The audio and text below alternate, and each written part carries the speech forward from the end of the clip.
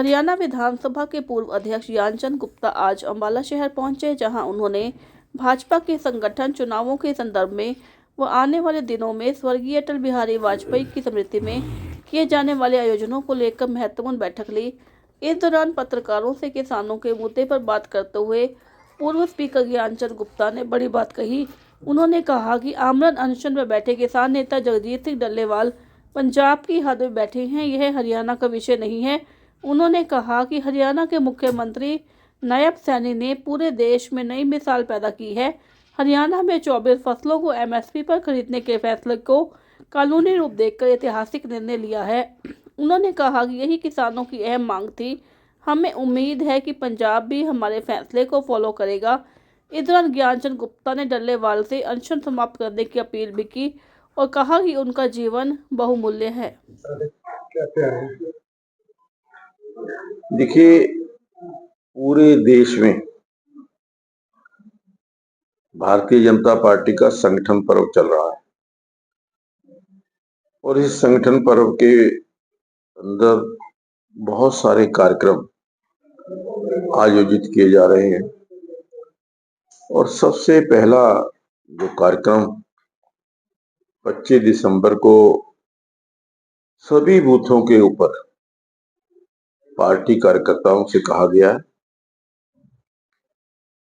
कि श्रद्धेय श्री अटल बिहारी वाजपेयी जी का जन्म दिवस जयंती सुशासन दिवस के रूप में हर बूथ के ऊपर मनाया जाए। उसकी योजना हमारे जिला अध्यक्ष मंडल अध्यक्ष तैयार कर रहे हैं। उस दिन अटल बिहारी वाजपेयी जी के चित्र पर पुष्पांजलि, उनको श्रद्धा सुमन अर्पित करने का और कई स्थानों पर प्रदर्शनी, यात्राएं और जो उनकी विशेष उपलब्धियां रही, जो कि जैसे ग्राम सड़क योजना की शुरुआत वाजपेयी जी ने की, तो उस प्रकार के कार्यक्रम पूरे जिला के अंदर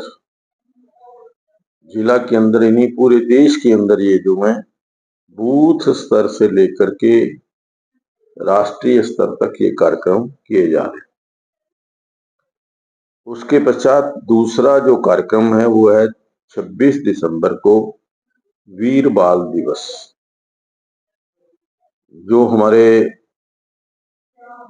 शहीद जिन्होंने शहादत दी देश के लिए, कौम के लिए, जोरावर सिंह, साहिबजादा जोरावर सिंह जी, साहिबजादा फतेह सिंह जी, उनकी याद के अंदर वीर बाल दिवस श्रद्धा के साथ, मर्यादा के साथ पूरे देश के अंदर, पूरे हरियाणा प्रदेश के अंदर मनाया जाए। उसके लिए गोष्ठियां, लेखन कार्यक्रम, कंपटीशन बच्चों के अंदर, वो इस प्रकार के कार्यक्रम वो भी हम बूथ स्तर से लेकर के राष्ट्रीय स्तर तक की इस प्रकार के कार्यक्रम की योजना है। इसके अलावा जैसा मैंने कहा कि संगठन पर्व है। देखिए, हमारी सरकार ने, आदरणीय मनोहर लाल जी ने भी और नायब सिंह सैनी जी ने समय समय पर किसान भाइयों को आश्वासन दिया कि हम हर हालत में किसानों की जो भी उपज है, 24 जो फसलें हैं, उसका दाना दाना हम सरकार खरीदेगी।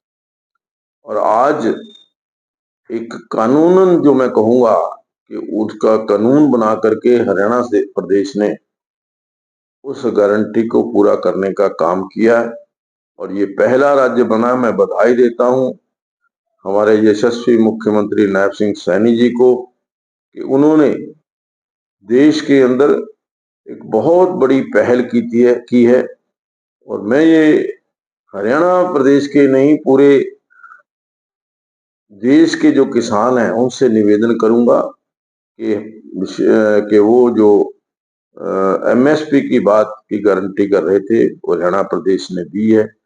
इसी प्रकार से अगर पंजाब सरकार भी उनको एमएसपी की गारंटी दे तो मैं समझता हूं कि उचित होगा। नहीं, देखिए, ये विषय हरियाणा का नहीं है।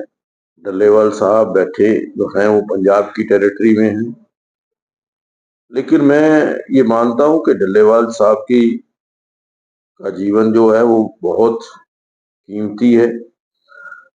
हरियाणा सरकार ने तो पहल करके जो उनकी मुख्य मांग थी उसको मान लिया है, और मुझे लगता है कि पंजाब भी इसको फॉलो करेगा, और इस चीज को देखते हुए उनको अपना मरण अनशन जो है उसको वापस लेना चाहिए, और देश के अंदर, प्रदेश के अंदर शांति बनी रहे।